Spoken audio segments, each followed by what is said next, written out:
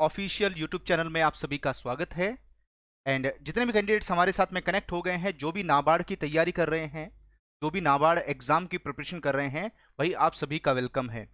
इस वीडियो का लिंक उन सभी कैंडिडेट्स के साथ में, उन सभी एस्पिरेंट्स के साथ में जरूर शेयर करें जो यहाँ पर अब की बार टारगेट कर रहे हैं कि हमारा जो नाबार्ड का एग्जाम होगा उसमें हम एक अच्छा स्कोर कर सकें।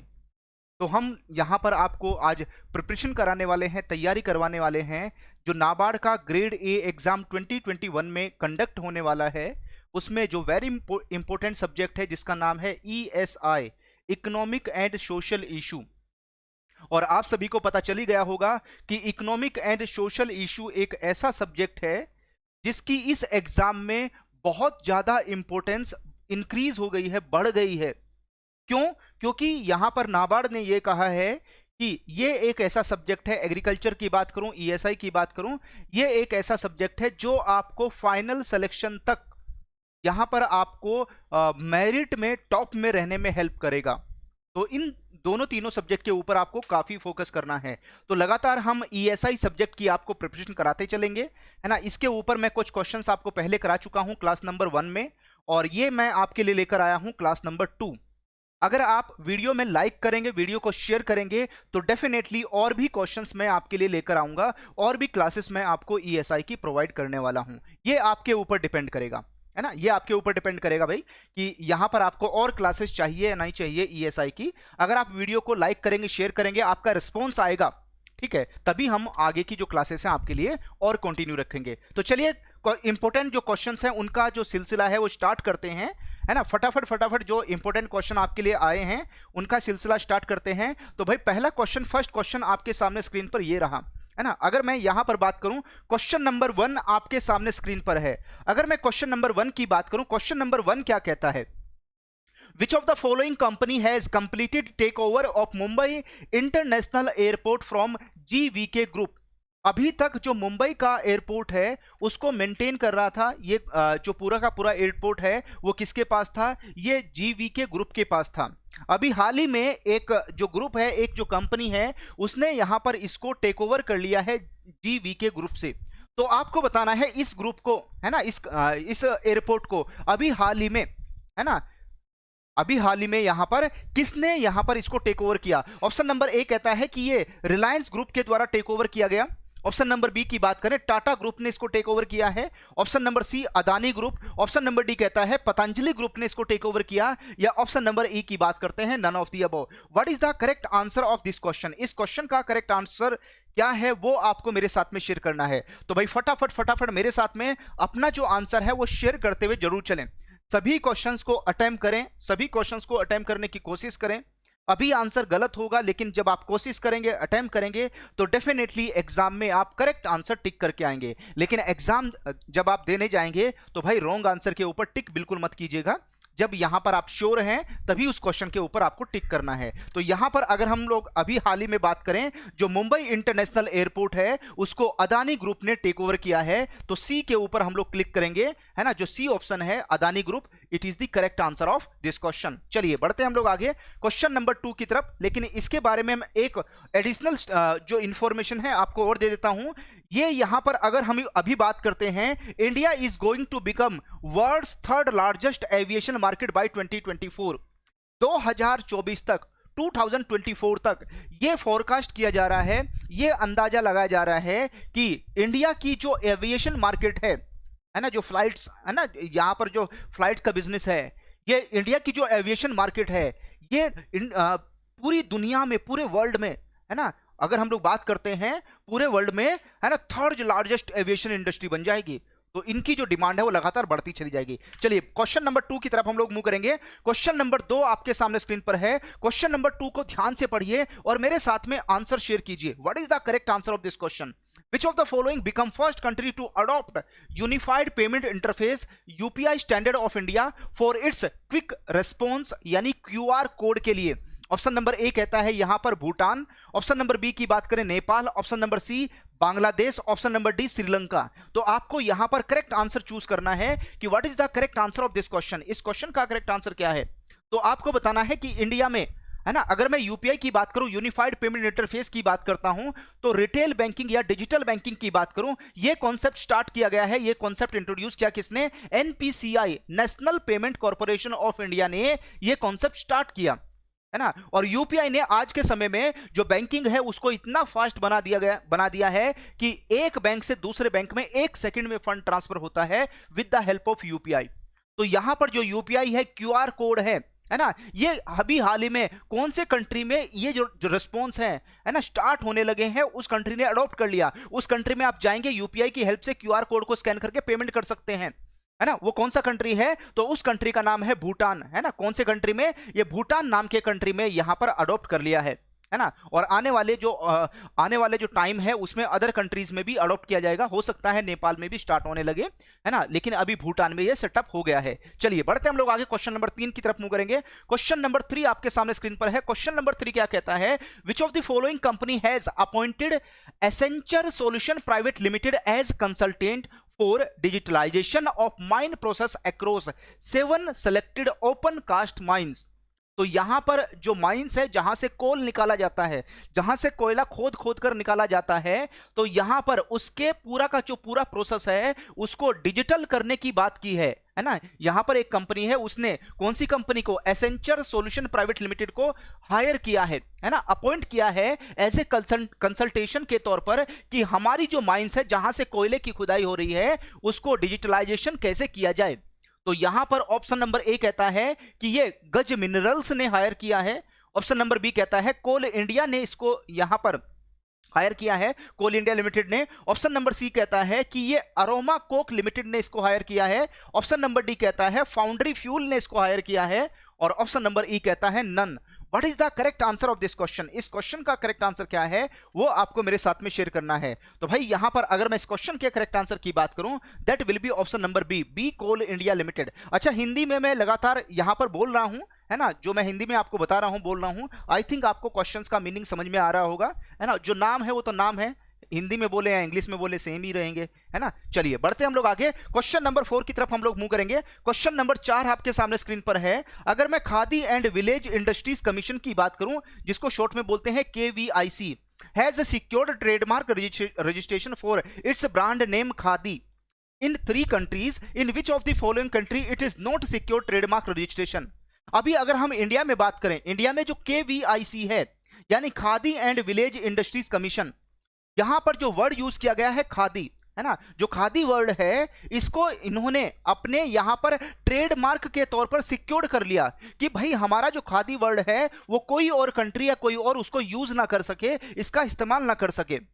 तो यहां पर KVIC ने इसका रजिस्ट्रेशन किया है। अभी 3 कंट्रीज में इसका रजिस्ट्रेशन हो चुका है, उन 3 कंट्रीज में ट्रेडमार्क सिक्योर्ड हो गया। तो आपको बताना है ना, इनमें से वो कौन सा कंट्री है जहां पर ये सिक्योर्ड नहीं है, अभी जहां पर इसका रजिस्ट्रेशन अभी तक नहीं हुआ। ऑप्शन नंबर ए कहता है मैक्सिको, ऑप्शन नंबर बी कहता है भूटान, ऑप्शन नंबर सी कहता है UAE, United Arab Emirates, option number D कहता है USA, United State of America, option number E कहता है none of the above. What is the correct answer of this question? इस question का correct answer क्या है वो आपको मेरे साथ में शेयर करना है। तो यहां पर अगर हम इस क्वेश्चन के करेक्ट आंसर की बात करें, it will be option number D USA, United State of America, है ना। यहां पर हम टिक कर देंगे किसके ऊपर? डी पॉइंट के ऊपर टिक कर देंगे। मैक्सिको, भूटान और UAE में ये रजिस्टर्ड हो चुका है, वहां पर सिक्योर्ड हो गया, तो जो खादी वर्ड है वो वहां पर कोई और यूज नहीं कर पाएगा। चलिए क्वेश्चन नंबर 5 की तरफ मूव करेंगे। क्वेश्चन नंबर 5 आपके सामने स्क्रीन पर है। क्वेश्चन नंबर 5 क्या कहता है? In which of the following location India's first private LNG facility plant started. India का जो पहला, है ना, अगर हम LNG प्लांट की बात करते हैं, फर्स्ट प्राइवेट LNG जो फैसिलिटी प्लांट है वो कहां पर स्टार्ट हुआ है? ऑप्शन नंबर ए कहता है ये भोपाल में स्टार्ट हुआ है, ऑप्शन नंबर बी कहता है ये नागपुर में स्टार्ट हुआ है, ऑप्शन नंबर सी कहता है ये चेन्नई में स्टार्ट हुआ, और ऑप्शन नंबर डी कहता है न्यू दिल्ली, और ऑप्शन नंबर ई की बात करते हैं यहां पर none of the above. What is the correct answer of this question? इस क्वेश्चन का करेक्ट आंसर क्या है वो आपको मेरे साथ में शेयर करना है। तो फटाफट मेरे साथ में, है ना, जल्दी से फटाफट मेरे साथ में अपना जो आंसर है वो शेयर कर दीजिए, है ना। मेरे साथ में जल्दी से अपना जो आंसर है वो शेयर कर दीजिए कि what is the correct answer of this question. इस क्वेश्चन का करेक्ट आंसर क्या हो जाएगा? अच्छा, यहां पर आप में से जो एलएनजी का फुल फॉर्म जानना चाहते हैं तो एलएनजी का फुल फॉर्म भी मैं आपके साथ में शेयर कर देता हूं। एलएनजी का फुल फॉर्म होता है लिक्विफाइड नेचुरल गैस, है ना। ये कौन सी है? ये लिक्विफाइड नेचुरल गैस है, जो लिक्विड फॉर्म में नेचुरल गैस होती है ना। और इसका जो इनोग्रेशन है वो किसने किया है? नितिन गडकरी जी ने, है ना। नागपुर में इसका जो इनोग्रेशन किया, इसको स्टार्ट कराया वहां से।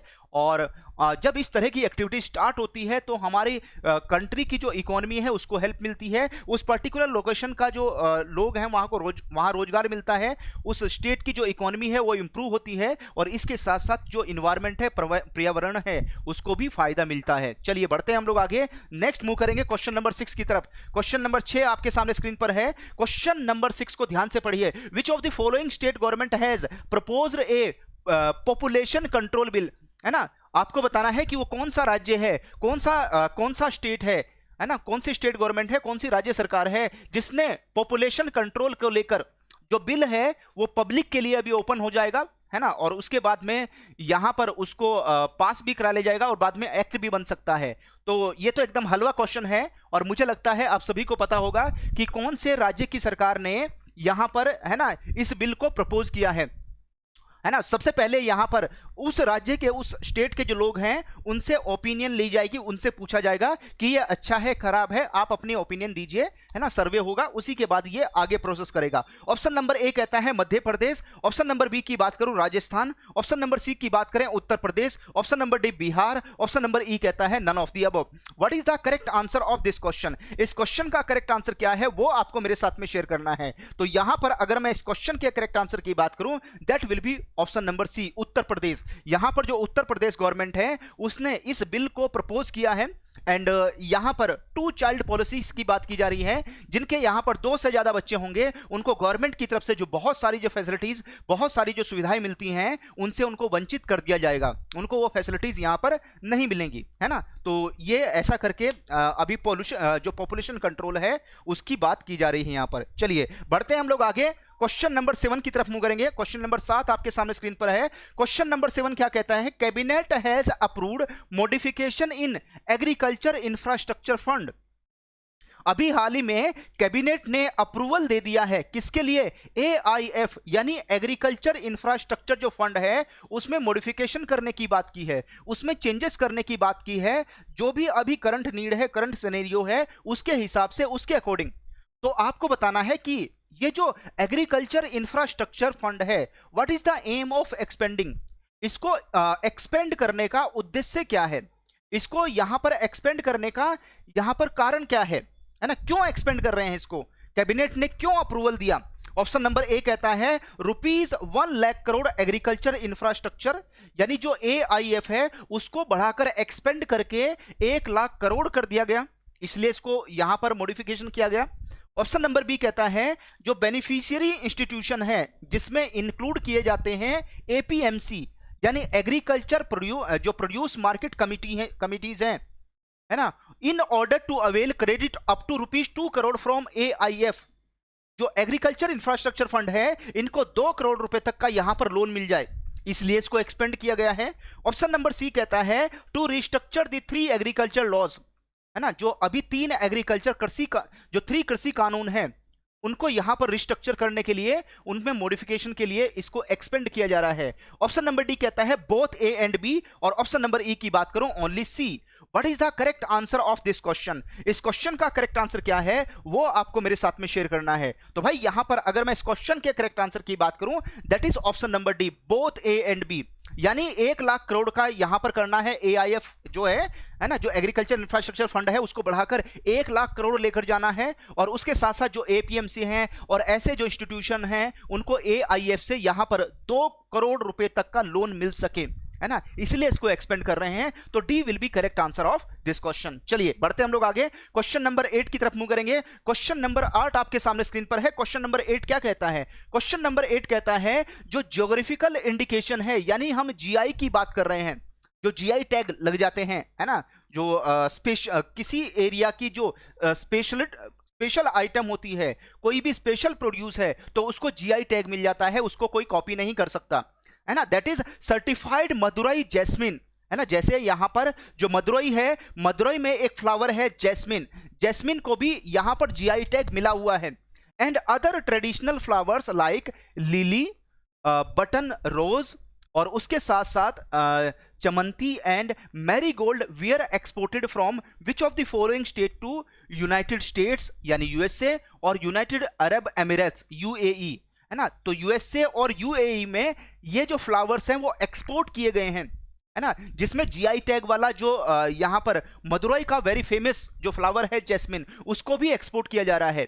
तो इससे क्या होगा, उस एक्सपोर्ट बढ़ेगा, है ना, और उस स्टेट की जो इकोनॉमी है उसको काफी हेल्प मिलेगी, है ना, बहुत फायदा होगा, वो स्टेट आगे बढ़ेगा, ग्रो करेगा, है ना, उस राज्य का ग्रोथ होगी यहां पर जितना ज्यादा एक्सपोर्ट होगा। तो ये ऑप्शन नंबर ए केरला से एक्सपोर्ट हो रहा है, ऑप्शन नंबर बी तमिलनाडु से एक्सपोर्ट हो रहा है, ऑप्शन नंबर सी कहता है ये कर्नाटका से यहां पर एक्सपोर्ट किया जा रहा है, ऑप्शन नंबर डी कहता है महाराष्ट्र से हो रहा है, और ऑप्शन नंबर ई कहता है none. What is the correct answer of this question? इस क्वेश्चन का करेक्ट आंसर क्या है भाई? अगर आपको ईएसआई में एक्सपोर्ट होना है, अगर ईएसआई सब्जेक्ट आपको, economic and social issue subject आपको अच्छे से समझना है, तो डेली बेसिस पर आप पढ़ें। यहां पर जो पीआईबी है ना, यहां पर जो पीआईबी गवर्नमेंट की वेबसाइट है उस पर डेली विजिट करें, है ना। जो भी यहां पर सर्कुलर आते हैं उनको डेली पढ़ें। द हिंदू न्यूज़पेपर डेली पढ़ें आप, है ना, द हिंदू न्यूज़पेपर डेली पढ़ें। और एक न्यूज़पेपर और उठा ले जिसका नाम है ईटी, इकोनॉमिक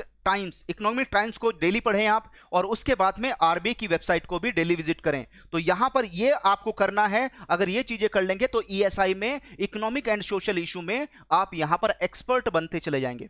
ठीक है, चलिए बढ़ते हम लोग आगे। तो उस स्टेट का नाम बताता हूं, इस स्टेट का नाम है तमिलनाडु, है ना। आपको क्वेश्चंस में थोड़ा सा हिंट दिया गया था, क्वेश्चन में एक छोटा सा हिंट दिया गया था आपको, आप उससे भी उस स्टेट को पहचान सकते हैं। क्वेश्चन में यहां पर जो हिंट है वो है मदुरई, है ना, मदुरई, मदुरई से आप पहचान सकते हैं थे कि यहां पर किसकी बात कर रहे हैं, तमिलनाडु की बात कर रहे हैं। तो B will be correct answer of this question. चलिए क्वेश्चन नंबर 9 की तरफ हम लोग मूव करते हैं। क्वेश्चन नंबर 9 आपके सामने स्क्रीन पर है। क्वेश्चन नंबर 9 क्या कहता है? Union finance ministry has release 4th monthly installment of revenue deficit grant of 9,871 crore to how many states?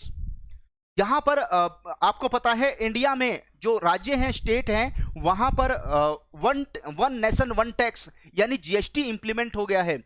और जीएसटी इंप्लीमेंट होने से कुछ स्टेट ऐसे हैं जिनको यहां पर लॉस हो रहा है, नुकसान हो रहा है, उनकी जो टैक्स की कमाई है वो कम हो गई। तो इन दैट केस, उस केस में यहां पर जो मिनिस्ट्री ऑफ फाइनेंस है, सेंट्रल गवर्नमेंट, यहां पर जो भी उनका रेवेन्यू डेफिसिट आ रहा है, जो भी उनको नुकसान हो रहा है, इसकी भरपाई सेंट्रल गवर्नमेंट करेगी, जो मिनिस्ट्री ऑफ फाइनेंस है वो करेगी यहां पर। तो इस केस में जो भी उनको रेवेन्यू डेफिसिट हुआ है, तो ग्रांट के तौर पर, दान के तौर पर उनको 9,871 करोड़ रुपए दिए गए। तो ये कितने स्टेट्स को यहां पर दिए गए?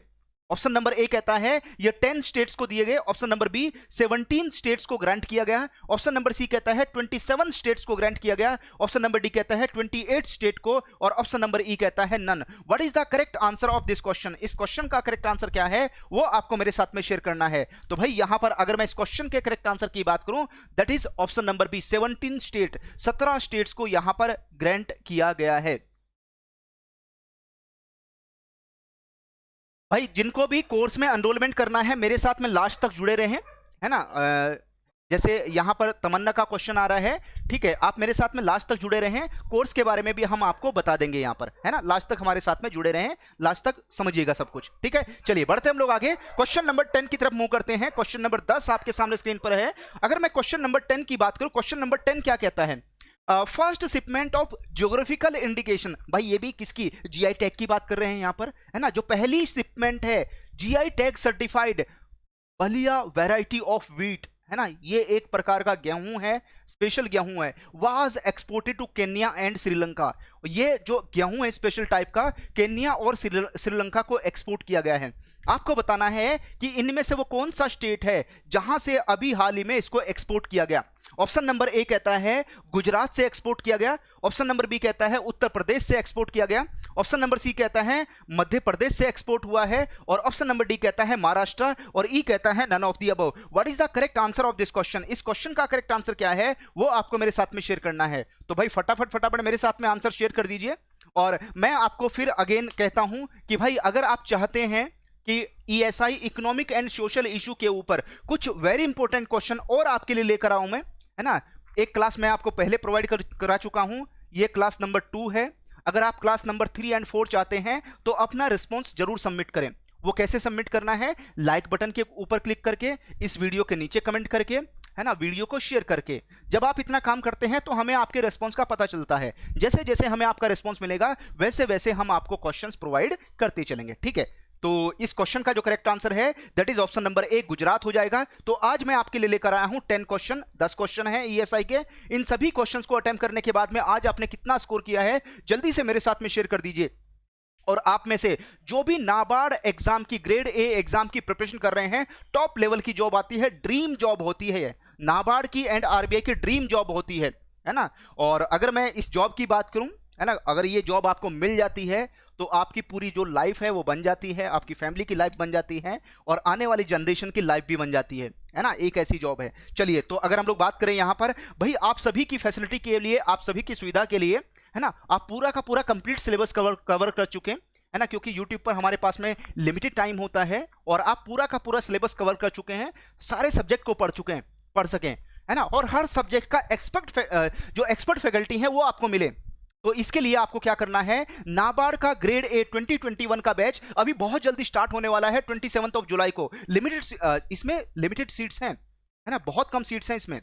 तो यहां पर फेस 1 प्रीलिम्स जो बैच है ये स्टार्ट हो रहा है, इसमें तैयारी करवाई जाएंगी, जिसमें 250 आवर्स की लाइव क्लासेस होंगी और 44 मॉक टेस्ट आपको मिलने वाले हैं। हर लाइव क्लास की आपको रिकॉर्डेड वीडियो मिलेगी। अगर कभी ऐसा होता है कि आपकी लाइव क्लास मिस हो जाती है तो आप उसका रिकॉर्डेड वीडियो देख सकते हैं। वैलिडिटी 6 महीने की रहेगी और इसमें गारंटीड आपको 77% का डिस्काउंट भी प्रोवाइड किया जा रहा है। इसके लिए आपको यूज करना होगा कूपन कोड Y195। इस बैच के लिए आप डायरेक्टली adda247.com पर विजिट करें, है ना, या आपको करना क्या है, आपको यहां पर adda247.com पर विजिट करें या इस वीडियो के डिस्क्रिप्शन और इस वीडियो का कमेंट चेक कर लें, वहां पर भी आपको लिंक मिल जाएगा। कैसे एनरोलमेंट करना है ना, जल्दी से मैं आपके साथ में शेयर कर देता हूं। तो सबसे पहले आपको क्या करना है, अपने ब्राउजर में टाइप करें adda247.com। जैसे ही आप अपने ब्राउजर में ये टाइप करेंगे, ये टाइप करने के बाद में थोड़ा सा स्क्रॉल कीजिए, बैंकिंग एंड इंश्योरेंस में आप आ जाएंगे और जैसे ही यहां पर आएंगे तो यहां पर है नाबार्ड के ऊपर आपको क्लिक करना है। जैसे ही आप नाबार्ड के ऊपर क्लिक करेंगे तो यहां पर 2 बैच मिल जाएंगे आपको, 2 चीजें मिलेंगी।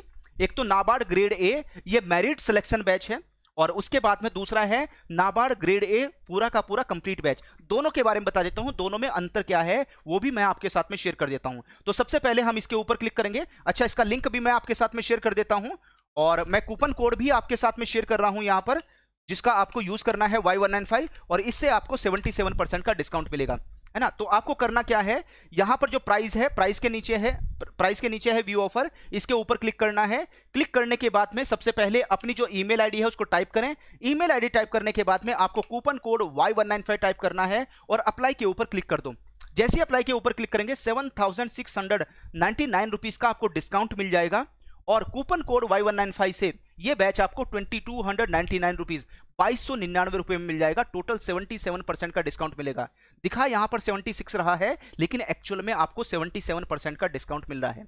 अच्छा भाई, एनरोलमेंट करने से पहले इस बैच का डिस्क्रिप्शन अच्छे से जरूर पढ़ लें, है ना, ये जरूर पढ़ लें। आपको कौन कौन सी क्लासेस कब कब मिलने वाली हैं, कौन कौन से सब्जेक्ट मिलेंगे, क्या क्या फैसिलिटीज आपको इस बैच में प्रोवाइड की जाएंगी, पूरा का पूरा डिस्क्रिप्शन जरूर पढ़ लें। ओके, एंड उसके बाद में सब्जेक्ट कौन कौन से कवर हो रहे हैं इस कंप्लीट बैच में। तो इसमें एग्रीकल्चर एंड रूरल डेवलपमेंट यानी ARD सब्जेक्ट कवर होगा, ESI सब्जेक्ट कवर होने वाला है जिसके क्वेश्चन अभी हम डिस्कस कर रहे थे, reasoning, English, general awareness, quantitative aptitude और कंप्यूटर नॉलेज, ये सारे जो सब्जेक्ट है इसमें कवर होंगे। एंड ये जो बैच है हिंदी और इंग्लिश मिक्स लैंग्वेज में होगा, कंटेंट आपको पूरा इंग्लिश में मिलेगा एंड इंग्लिश हिंदी में भी हो सकता है। उसके साथ साथ जो यहाँ पर लैंग्वेज होगी डिलीवरी की वो इंग्लिश होगी, हिंदी और इंग्लिश मिक्स रहेगी। उसके साथ साथ यहाँ पर नाबार्ड ने ये भी बोला है कि, है ना, नाबार्ड ने ये भी कहा है अब की बार नोटिफिकेशन में कि कुछ ऐसे सब्जेक्ट है, 3 सब्जेक्ट ऐसे हैं जिसके बेसिस पर यहां पर फाइनल मेरिट बनेगी। एक है ARD agriculture and rural development, दूसरा है इकोनॉमिक एंड सोशल इशू और जनरल अवेयरनेस। इन 3 सब्जेक्ट के बेसिस पर पूरी की पूरी यहां पर मेरिट बनने वाली है। अब आप में से हो सकता है कुछ एस्पिरेंट्स ऐसे हों जो ये कहते हैं कि भाई हमें मैथ भी आता है, हमें रीजनिंग भी आती है, हमें कंप्यूटर भी आता है, हमें इंग्लिश भी आता है। हमारे लिए जो 3 नए सब्जेक्ट हैं वो है यहाँ पर ARD, ESI एंड जीए। जीए क्योंकि अपडेट होता रहता है, ये 3 सब्जेक्ट हमारे लिए नए हैं, तो भाई इस केस में इन तीनों सब्जेक्ट की भी आप तैयारी कर सकते हैं। इस केस में जो बैच का प्राइस है वो 5999 है और इसके नीचे व्यू ऑफर है, इसके ऊपर क्लिक कर लो। जैसे आप इसके ऊपर क्लिक करेंगे तो सबसे पहले आपको अपनी जो ईमेल आईडी है उसको टाइप करना है और उसके बाद में कूपन कोड टाइप कर लो Y195 और भाई अप्लाई के ऊपर क्लिक कर दीजिए। जैसे आप अप्लाई के ऊपर क्लिक करेंगे तो ये जो कंप्लीट बैच है 1379 रुपीज में आपको मिल जाएगा। इसका लिंक भी मैं आपके साथ में शेयर कर देता हूं और कूपन कोड भी आपके साथ में शेयर कर दिया गया है। कितना डिस्काउंट मिलने वाला है वो भी आपके साथ में शेयर कर दिया गया है। जिनके 60% नहीं है ग्रेजुएशन में, वो यहां पर एक बार नोटिफिकेशन अच्छे से पढ़ लें, है ना। नाबार्ड ने अपडेट किया है कि जिनका 60% नहीं है मे बी वो अप्लाई नहीं कर पाएंगे, एक बार नोटिफिकेशन जरूर पढ़ लें, ठीक है। ओके तो यहां पर अगर जीए आप जानते हैं, है ना, तो भाई एआरडी और ईएसआई की अच्छे से तैयारी कर ले, एआरडी और ईएसआई की अच्छे से तैयारी कर ले, ठीक है। चलो फिर हम आज की जो क्लास है उसको यहीं पर वाइंड अप करते हैं। मिलेंगे हम नेक्स्ट क्लास में कुछ वेरी इंपॉर्टेंट क्वेश्चन के साथ में। और भाई वो बात ध्यान रखना है जो मैंने आपको बताया है, जैसा जैसा आपका रिस्पॉन्स मिलता जाएगा वैसे वैसे हम क्लासेस आपको प्रोवाइड करते चलेंगे, ठीक है। चलिए, thank you all of you, happy learning, जय हिंद।